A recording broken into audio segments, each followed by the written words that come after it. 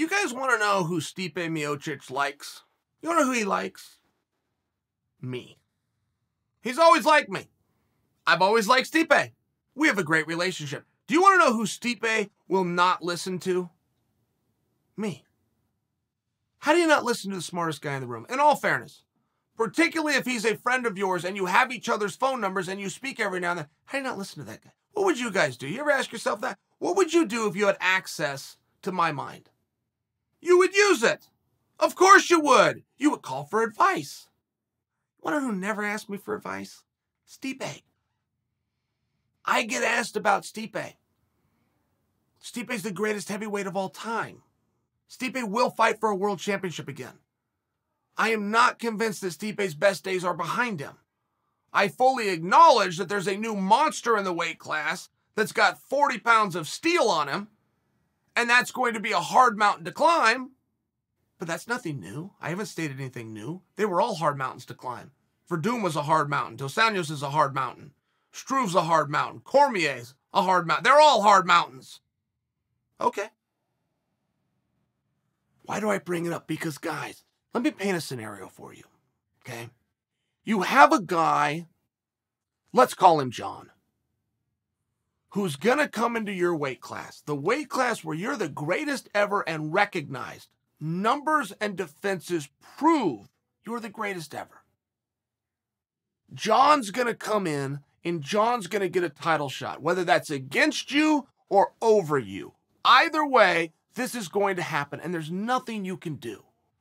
It's like being a cashier at the Quickie Mart when the guys come in with masks and shotguns at 1 in the morning. There's nothing you can do. You're beat. Okay.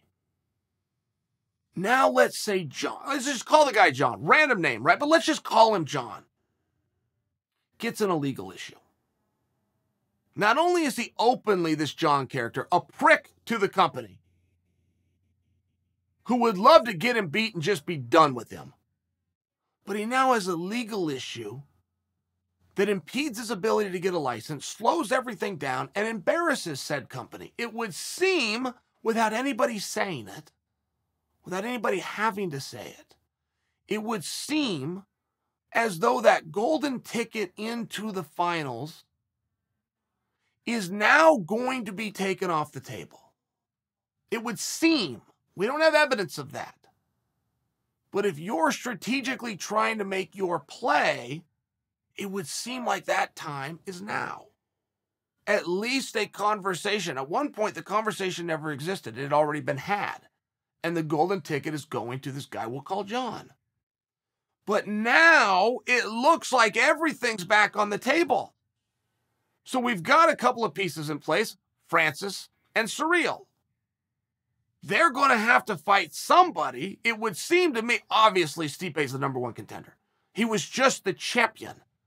Of course, if he gets beat, and only by one guy who's now he becomes the #1 contender. Of course he does. Simple math.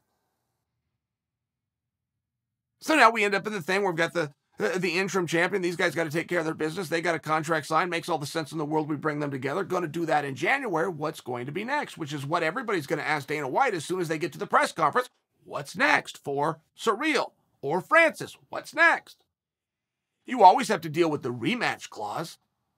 And I don't mean that there's a clause in the contract like maybe you've heard about in some boxing fights. I'm talking about the realisticness that this is a great match or it's even controversial and you got to run it back, right? Aljo and Peter, you just have to do it again. It's unexpected, but we have to do this. Sure, you run into that. But should Stipe have to fight again? No. No is the answer. But Stipe's willing to. So what's it matter? He's willing to fight. And the last time I talked to Stipe's old lady, she said, we're getting ready for John Jones. Now, I kept that from you guys. I thought she gave me private information. But she then came out, or someone within the camp came out about a month later and said, we're hearing John Jones. Oh, I think it was Dana was at a press conference and said, yes, we've offered Stipe and Jones, and Stipe's accepted, and John hasn't, but here we are. It would seem as though, right, because if you're Stipe, there's a few ways to go. If you get on the docket with John Jones and you're the one to beat him, that's going to be very attractive to you. If you can get right into a world title fight against either Surreal or Francis, that's going to be very interesting. And then for us, the viewer, Don't forget what Stipe said. And I have to remind you because he doesn't say enough. He doesn't say enough because he doesn't listen to me. But Stipe, after he lost to Francis, said, I need to put on 20 pounds. Now, Stipe has that ability, but Stipe Miocic, who weighed in at 232 for that fight, Stipe Miocic at 252, that is a very different fight for Francis.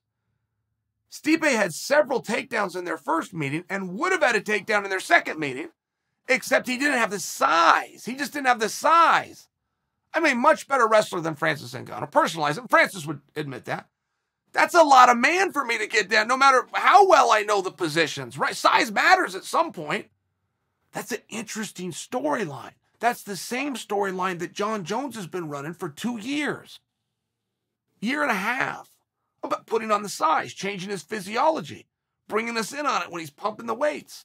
Saw him at the Hall of Fame, man. He looked good. It's an interesting story. Stipe's got the same one going, but he's not telling it. Like whatever frustration Stipe had with going, okay, great, John's going to be next, and then I'll step in. I'm not sure that's true anymore. Or they offered me and John, but John didn't want to do it. I'm not sure that's true anymore. I'm not. I think there's room for conversation. I think there's an opportunity here. But it's like anything, you got to strike. Don't always wait for your phone to ring. If we were in a court of law and Stipe lays out his case, he's going to win. But we're not in a court of law. We're in a court of public opinion.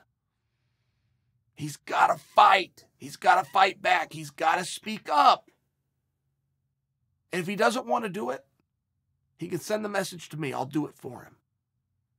But we have to hear something from the greatest heavyweight of all time.